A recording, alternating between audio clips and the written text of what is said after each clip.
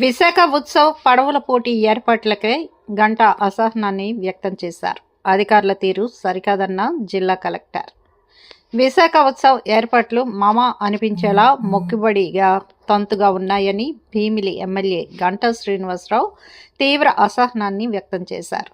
మంగమారిపేటలో పడవల పోటీలను ప్రారంభించడానికి వచ్చిన ఆయన అక్కడ కనీస ఏర్పాట్లు లేకపోవడాన్ని చూసి అవాక్కయ్యారు.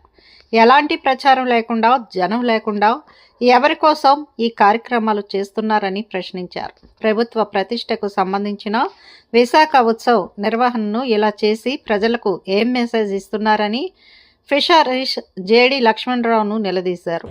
పడవలను ఏర్పాటు చేయాలని మాత్రమే తనకు చెప్పారని, మిగిలిన ఏర్పాట్లు జిల్లా టూరిజం అధికారి మాధవి, స్పోర్ట్స్ అధికారి జూన్ గాలియట్ చేయాల్సి ఉందన్నట్లుగా లక్ష్మణరావు ఎమ్మెల్యేలకు వివరణ ఇచ్చారు. ఈ దశలో జిల్లా కలెక్టర్ హరేంద్ర ప్రసాద్ కలగజేసుకొని పడవల పోటీలకు నోడల్ అధికారిగా నియమించినందున మొత్తం బాధ్యత మీదేనని లక్ష్మణరావుకు స్పష్టం చేశారు. పడవల పోటీల గురించి ఎలాంటి ప్రచారం లేకపోవడంతో స్థానికులు సైతం ఎవరూ రాలేదు.